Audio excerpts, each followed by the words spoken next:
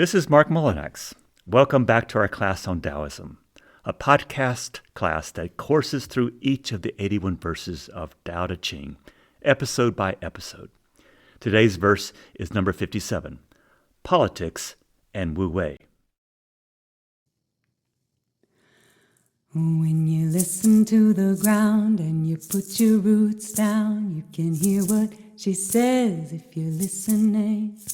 When you listen to the ground and you put your roots down, you can hear what she says if you're listening. The sweet sound of the river as she moves over the stones. The same song that the blood in your body sings as it weaves around your bones. When you're listening, are you listening? The great way is not difficult for those not attached to preferences. When neither love nor hate arises, all is clear and undisguised. If you want to know the truth, then hold to no opinions for or against anything. To set up what you like against what you dislike is the disease of the mind. Do not seek for the truth, only cease to cherish opinions. Xin Qin Ming by Seng Tsan.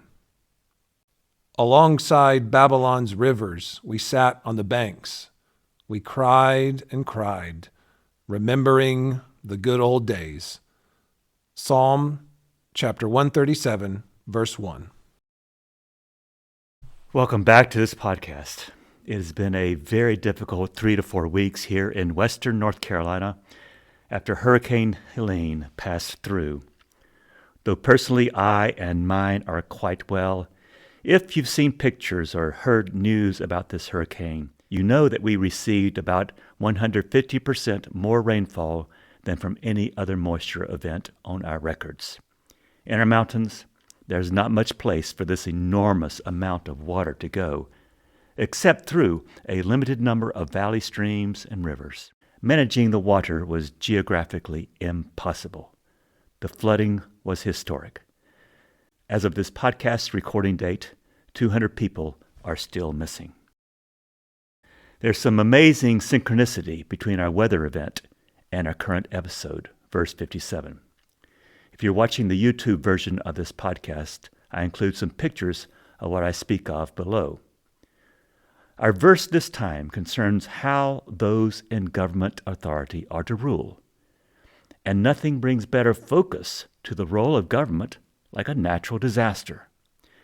And it is our great fortune to have as conversation partner today one who has thought much about the complexities of the role of government and its reach, both in ordinary and extraordinary times. So it's my unique honor to have Stuart Lamkin beside me, and I'll ask him to approach the mic and introduce himself in any way he likes. Hello there. Thank you so much for letting me be a conversation partner today. It's a high honor, and I'm excited because as we chat right now, we are sitting in the wonderful church where I get to be the pastor. First Baptist Church, Weaverville, North Carolina, just a few minutes north of Asheville. And like you said, Mark, it has been a startling few weeks here with incredible destruction, but also incredible inspiration, much of which relates very much to our verse from the Tao today. Okay, Stuart, let's get right to this verse. Would you please read it for us? Verse 57, counterintuitive. The best government uses ordinary, straightforward policies. The best army uses unconventional methods. Through non-meddling, you gain the universe. How does that work? Like this. The more taboos and restrictions, the more poverty. The more weapons in the land, the more fear and ignorance. The shrewder the cunning, the more demonic things become. Want more outlaws? Just make more laws. This is what the sage learned. When I practice non-interference, Wu-Wei, people naturally transform themselves.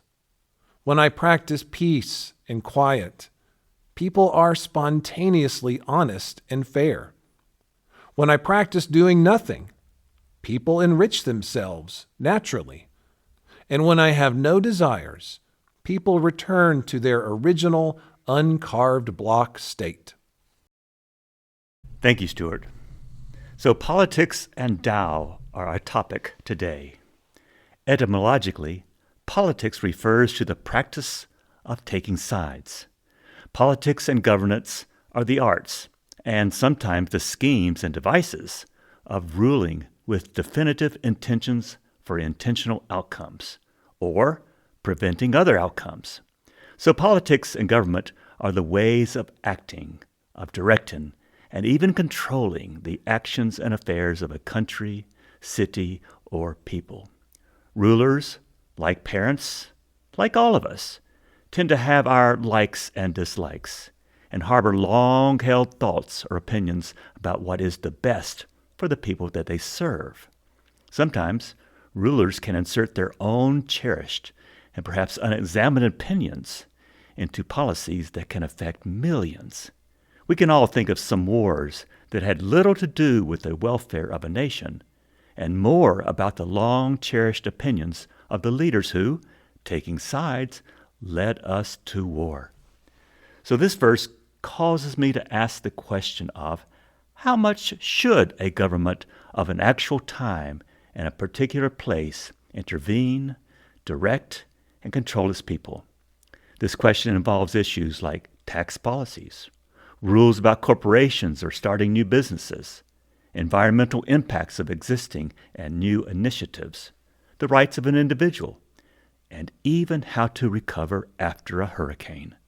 For example, should a government regulate religion, like with animal sacrifices, or enable preferential treatment for a long-standing religion through zoning or access to public funds? What about laws protecting human rights? Just how much government is necessary? Just what roles do a good government play that a bad government would not?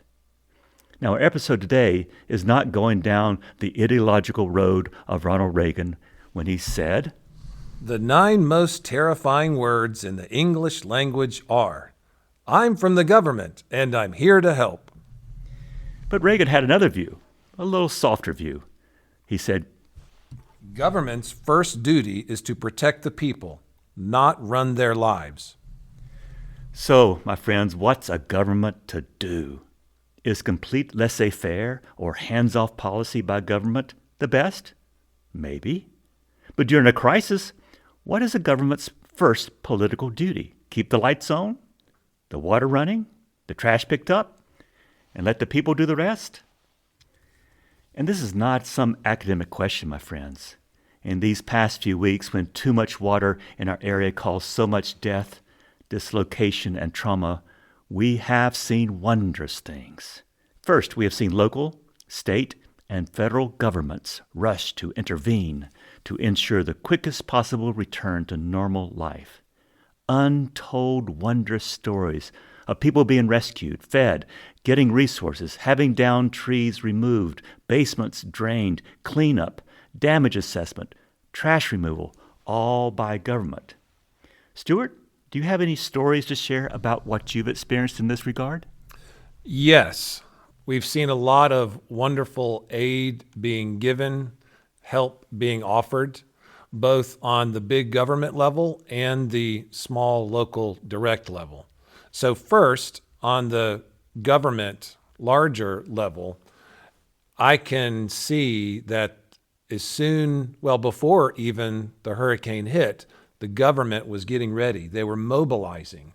So after the storm, the government mobilized to fix what was broken, like bridges that were swept away, the Army Corps of Engineers, the National Guard.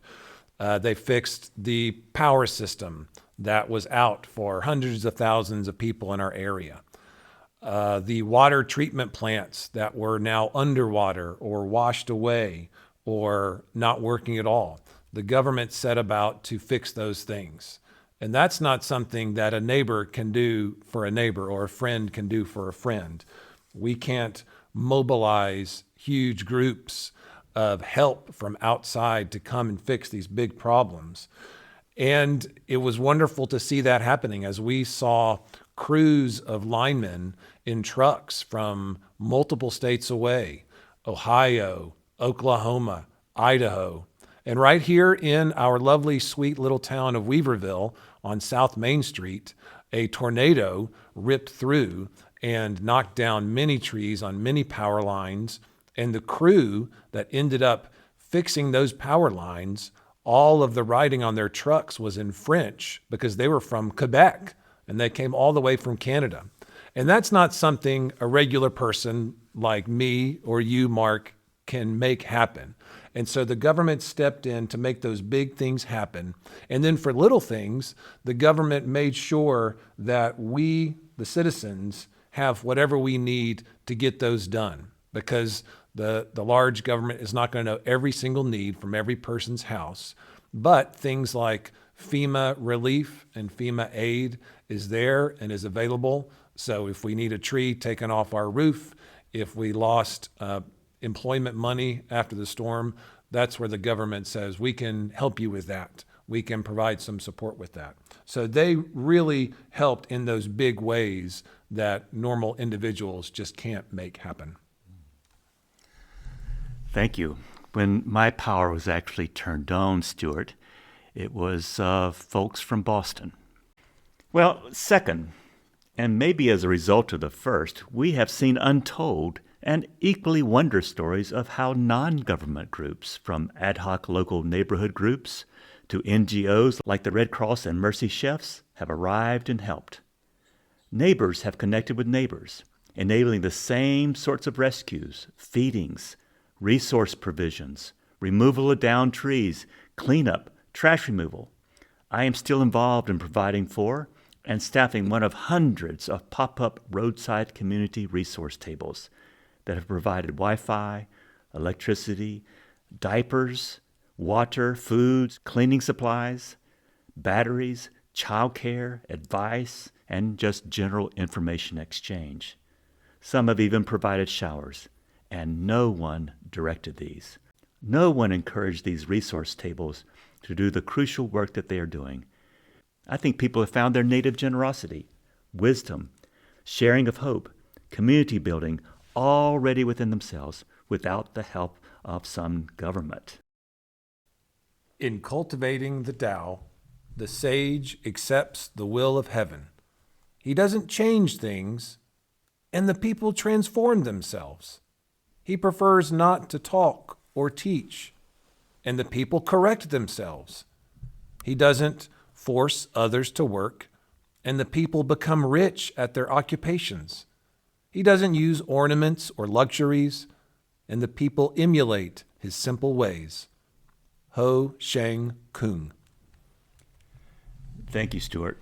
Now, about this second way of native ground-up roots, ground roots volunteerism, what stories have you to tell?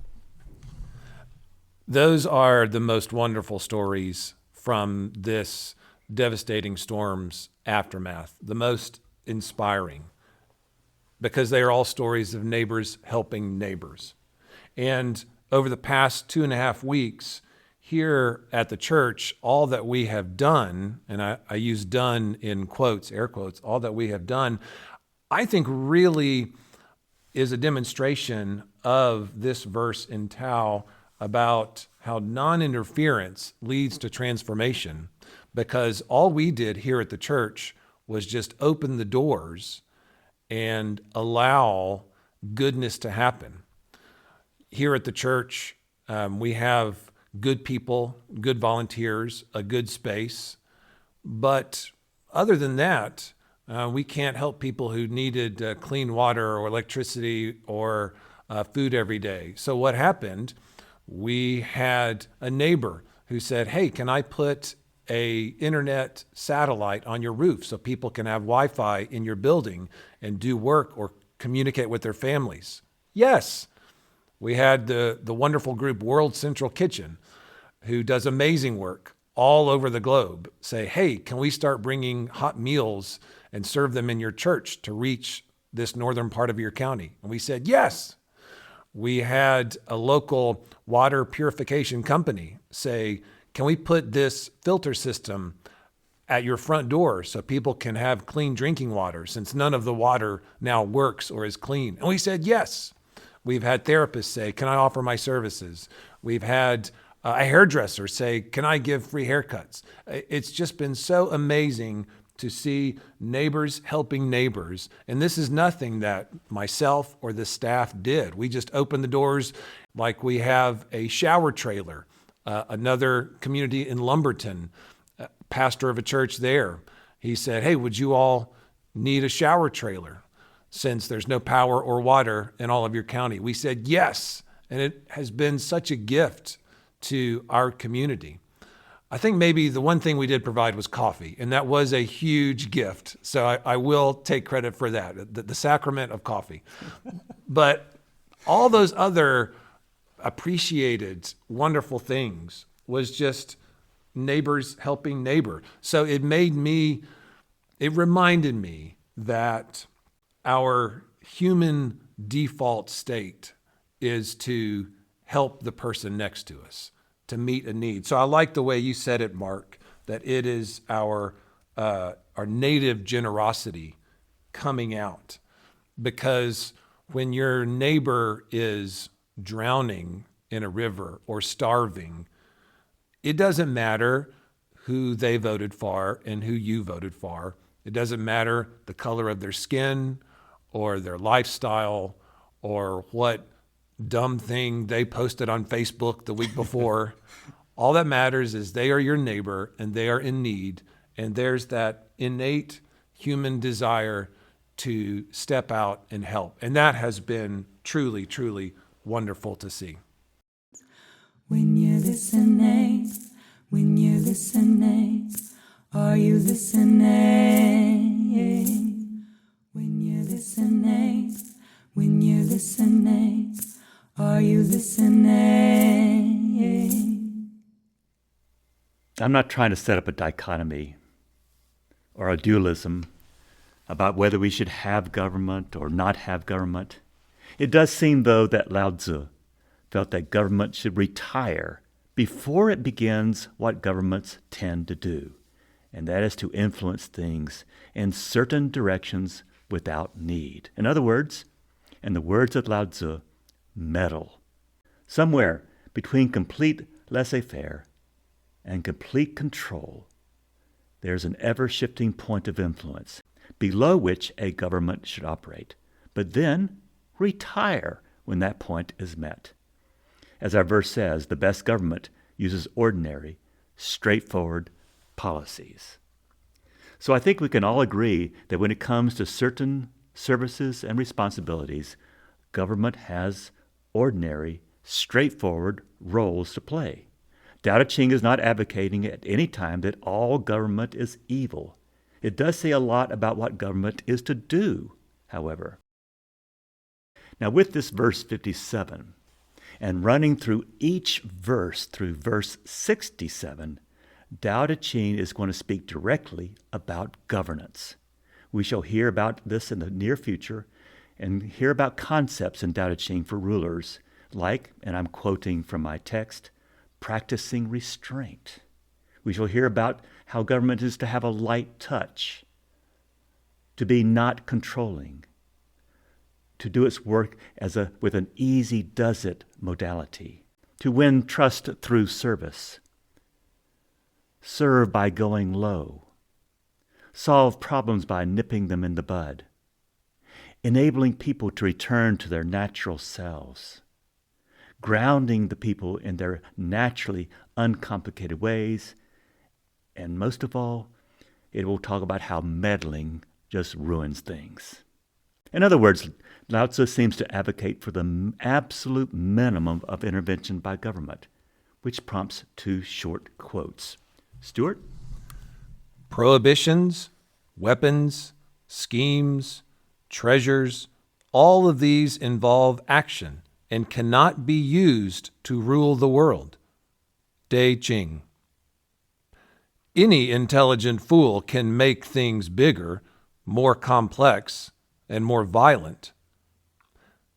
It takes a touch of genius and a lot of courage to move in the opposite direction. E.F. Schumacher. Thank you. While nearly every verse in Tao Te Ching can apply to the totality of how to pursue a life consonant with and originally rooted in Tao, this verse pierces the porous borders between the individual private and the collective political. Tao Te Ching, our document regarding the wise conduct of life without meddling in accordance with the essence and the original instructions of the universe, is also applicable to and can direct the wise conduct of public affairs as well. Wu-Wei applies in all matters, both private and public. I'll repeat that. Wu-Wei applies in all matters. There is no place where Wu-Wei does not work. Tao Te Ching seems clear, though. Less government is better. But what does that mean in your world or mine? So beginning with this verse 57, we're going to begin to unpack why some historians of Taoism speak of Tao Te Ching as a manual of how the correct pursuit of right government is the pursuit of the least possible governance. Now, please recall with me the context in which Taoism arose. Chinese political life in its 250-year-old era of chaos known as the Warring States period, 476 to 221 BCE. This time was dominated by two and sometimes more political states, each vying for dominance. Each state did right by their prior viewpoints of things, namely that they were to be in charge, leading each to pursue active ways to take sides against the others. So in this period, governments were held hostage by small-minded, tiny-hearted politicians in an us versus them mentality. But it did not stay this way. Imagine with me. Imagine in this generation's long, chaotic period, a dissenting class of thinkers, philosophers, and public intellectuals arising and growing so weary of the petty plots and intrigues of rulers on every side. These dissenters tried to imagine how to govern differently, peaceably, harmoniously, without the zero-sum high-stakes game of winner-take-all. It was obvious that taking sides was not working. Such stratagems usually impoverished a state before its time. And these dissenters, like Lao Tzu, by advocating a politics of not taking sides, which would have been considered anarchy in his day, Lao Tzu tried to introduce into governing not more chaos, but harmony. So imagine these groups of alternative thinkers systematically addressing power situations because they're so tired of them, and finding at the bottom of every scheme a rotten, temporary, ego management scheme hard at work. Was there another way to govern with the welfare of the greatest number at heart? And this is the fundamental issue of governing, or even parenting, or even public education. I imagine Lao Tzu asking himself, how much control by rulers, if any, is enough? So I imagine Lao Tzu was an anarchist for his day. I imagine him a curious experimenter, an unconventional non-interferer, asking himself, what-if questions. What if the iron hand of rule became lighter? Would the people be better off? Does a state work better when it relentlessly taxes and oppresses its citizens? Does the light hand of governance release citizens' natural selves and natural wisdoms and powers? Can you even trust these citizens? And does nature give us a model for governing? What if a ruler or parent took the really long view of the greatest good for the greatest number instead of some short-sighted, goal-oriented view to empower a small minority for a short time? Is strength found in holding on and controlling? Or is grabbing and controlling really weakness? Or is letting go of things true strength and strength enough? So this is the process where I imagine Lao Tzu starting to apply Wu-Wei to public governance. So, got any thoughts about this, Stuart? Yes, those are beautiful sentiments. And it makes me think maybe I am a pessimistic cynic because I have to wonder, are these ideas a little too simplistic for the governance of a large, diverse population in a big country? Now, if you're in like a village, an established, set, nice little community, then sure, just have ordinary, straightforward policies because you know everybody and you know their parents and their kids, and it's easy to figure things out. But in a big country, government policy is complex. And it feels like, to me, when people forget that policy is complex and they don't take those complexities into account, or they don't think about the ramifications of what they wanted their straightforward, simple policy to be, then oftentimes suffering is a result, like people and families or jobs or income or home loans or neighborhoods, that they'll suffer in a way. And so I have reached a point where I don't like it when I hear some of the ideologues that are now in our government say, all we need to do is this. And it'll be some, I think, overly simplified statement, whatever the this is. But in a big country with a big economy and lots of different populations at different levels, socioeconomically, and different backgrounds, it just feels like it's not that easy. And maybe simple, straightforward rules need to be more fleshed out. But again, that is the pessimistic cynic in me talking. So, Mark, please enlighten me and give me some optimism. Oh, you've hit the nail on the head, Stuart, and thank you for raising this objection that I'm sure a lot of the hearers are saying, "You go, Stuart, you go," and you do have a good point, but Wu-Wei, in the small times, in the small amounts that I have actually tried it, really works. It works in my marriage. It works when I babysit my grandkids. It works in teaching. It tends to work for me.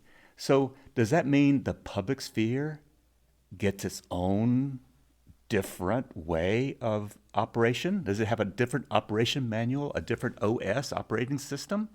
And I'd like to think, no, that Wu-Wei in public has just not been tried well enough. And to be honest, one of the first ways in which these dissenters actually came up with something was a more robust kind of program that I think you would like. It was called Confucianism.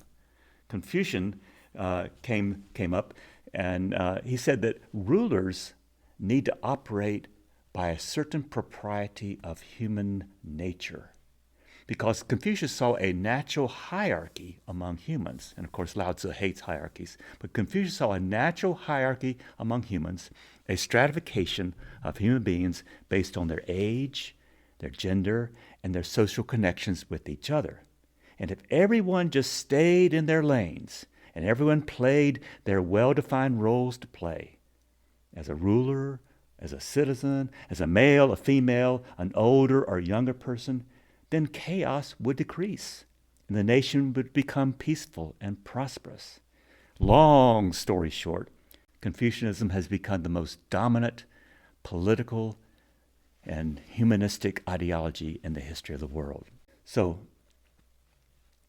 Lao Tzu, in contrast, observed and studied and immersed his philosophy not in some human categories like Confucius. The human categories were not deep enough. He thought he needed to root his understanding of how the universe operates in capital N nature. What is nature itself? And how is everything related with and relies upon nature and its capital W way? He understood human beings as part of a larger capital N nature, one much bigger than human nature. Humans are not above any other life form, but we do have a participatory and particular role to play. The greater good is not brought about through actions, but by withdrawing action, non-action, resting in our original balance, original justice, original harmony, and original relationships with others in the human and the other human worlds is restoring. Government is to seek for all this restoration or realignment with the universe's blueprints or original instructions. Because government, when operated with Taoist understandings of how nature herself works in truly reciprocal ways without hierarchies, this can, and I think we've seen it can unleash the original power of peace in the everyday, in any circumstance. The best government develops the absolute minimum of politics, rules, and restrictions. So historians of Taoism speak of Tao Te Ching as a manual for the correct pursuit of right government. The pursuit of less is the pursuit of the most good for every particle of creation. That is, the same attitude one has toward anything in nature should be constant with regard to other human beings who are also of and within nature. And while nearly every verse in Tao Te Ching can apply to the totality of how to correctly align one's individual life to conform with and stay rooted in Tao, this verse 57 breaks the surface tension between the personal and the political. And he joins the two. This is his anarchist bomb-throwing kind of thing.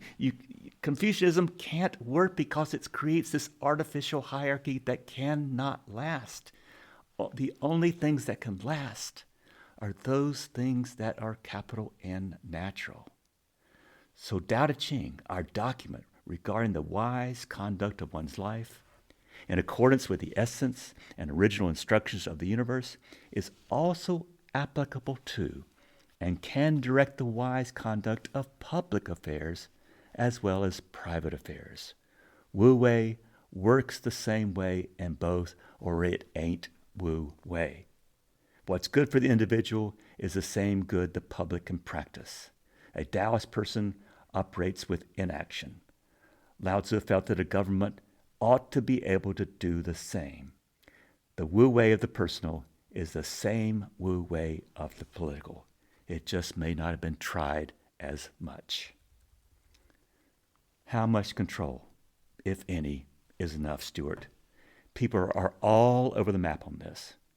What may be good Taoist sensibility for governing in one time or place, or one political sphere or another, may not work later and elsewhere.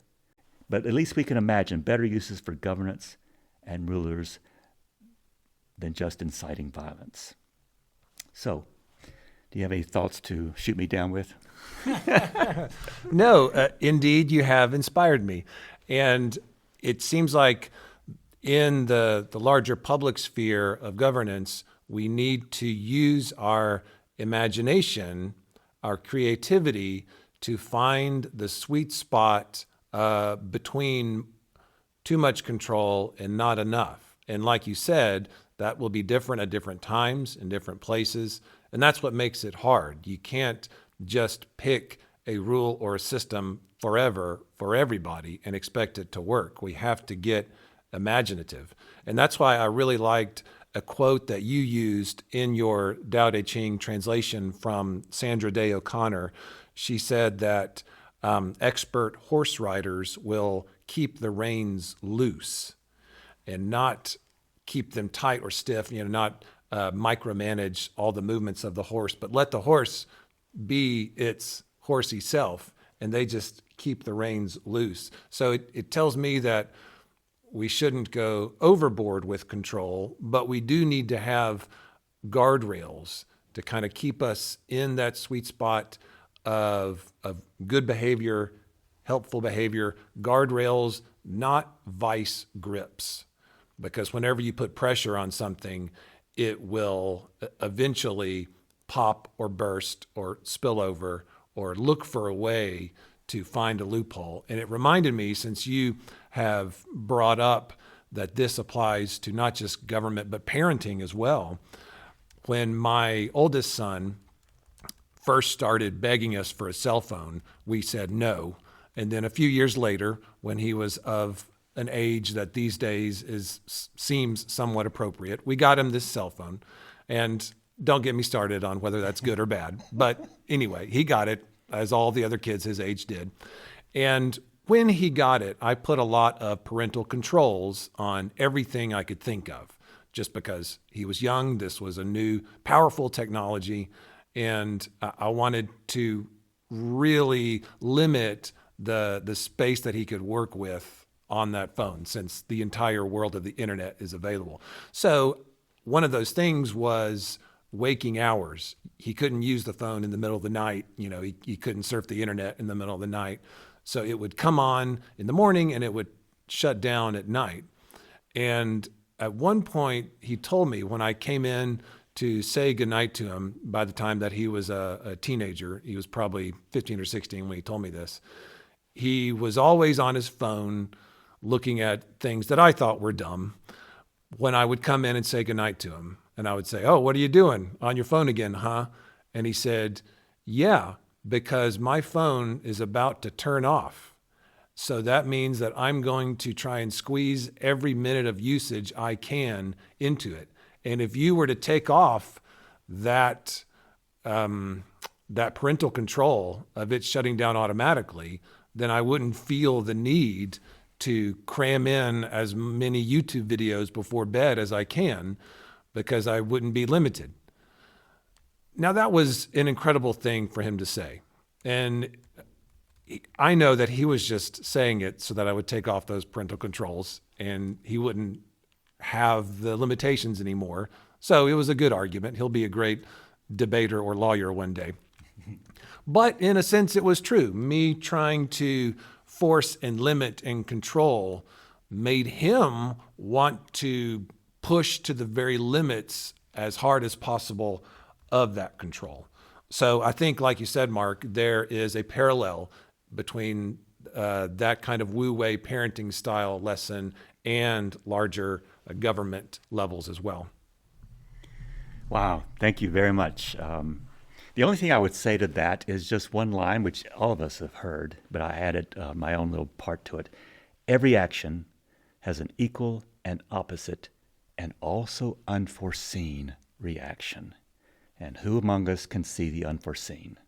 And I think that's why Lao Tzu would say, let's keep things low. Let's keep things as close to nature and ground as possible.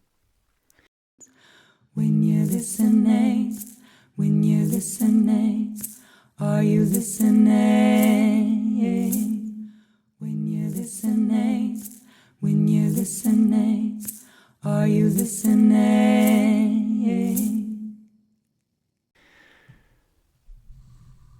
Okay, here's a thought experiment.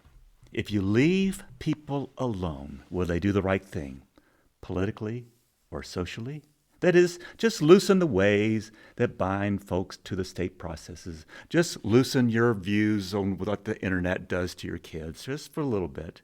Will the outcome be good or ill? Is there a native wisdom that children or people will naturally relax into? Their own equilibrium? Is that wisdom safe? Or will people become egotistical and dominate others with desire like we may have dominated them? Another way to ask this, if a government is focused upon control and domination, will the people turn out good and generous? Or will they start to imitate their controlling and dominating superiors? Hello? And yet another way to ask this is to take a parenting view. If you as a parent don't want to have a certain kind of kid or kids, do you then become the helicopter parent, issue a lot of do's and don'ts to them with strict extrinsic guardrails, or do you let the kids explore? and use their natural intrinsic curiosity and learn from experience and mistakes how to grow up. Or say you're a third grade teacher. Do your students learn, and I mean really learn best through standardized tests and state-sponsored expectations, or do they learn best without them? Don't get me started. I guess it depends on the outcomes you desire. Do we follow the so-called experts or allow the natural wisdom of a people or of kids to take their natural paths and roles? Let's be clear. Taoism teaches over and over again that those who don't know, who are not bound by preset rules and hard expectations, these folks survive. And not just survive, they are the most resilient. I'm not asking you to believe this, folks. I want you to experiment with it long enough just to see if it's true. You see, the smaller you make a field for a horse, is it not more likely the horse will jump the fence? The more holes in a net, does not that make more loopholes that folks can escape through? So friends, just experiment. Experiment and let me know your conclusions. So, what's a sage or a sage government to do? Avoid doing more than necessary. Provide the roads, protect the rights, enable equality of access to all civilization's benefits, and you'll get people making their own rules of decency and order. Perhaps all the better because they're not coerced by laws that govern decency. I once learned this once upon a time. When a government has no rules regarding the conduct of religion, religion is healthier. It's in the First Amendment to the United States Constitution, which is a fine example to me of governing by Wu-Wei. But have a multitude of laws concerning religious practices, they only trigger disobedience and chaos. Let me stop there, Stuart. Do you have any thoughts you want to add to this? Yeah, I understand the pull to make a multitude of laws, whether as a parent or as a government. I think there's just some innate temptation that we all have towards control and wanting to control what happens or what might happen or what we don't want to happen. And that temptation to control, it's an unhealthy urge that comes out of our own anxiety, I think. So then we shouldn't be surprised when it has unhealthy consequences. If it comes from an unhealthy place, naturally the consequences will also be unhealthy or unhelpful.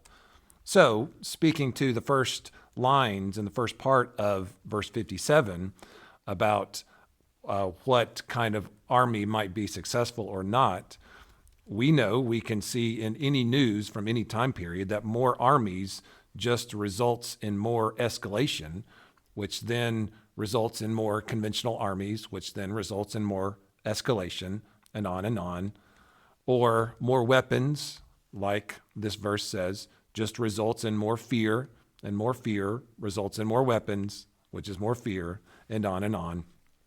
And it kind of reminds me of, there's an old joke where if you really want something to grow, get the American government to declare a war on it, like the war on poverty, the war on drugs, the war on terrorism.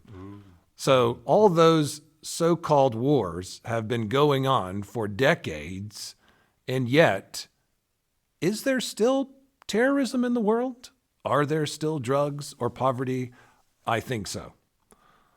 Now, you'd think we would notice that pattern after decades and decades, that unhealthy pattern, those cycles, those temptations that we have. But I think the anxiety that pulls us to those temptations is the anxiety that blinds us to their ill effects. Thank you. And I would comment this, that we're not born controlling, are we? We're not born control freaks. And I've been a control freak. I still am at times. But control freaks, in my experience, they have no joy, no fun. We can get so controlled and so concerned by rulemaking and rule breakers that a government can lose the power to laugh at itself, to be light, to delight. Because as you and I have seen, Stuart, we have seen people be joyful at these volunteer places. Joy can be a ruling instinct and guide. You know this.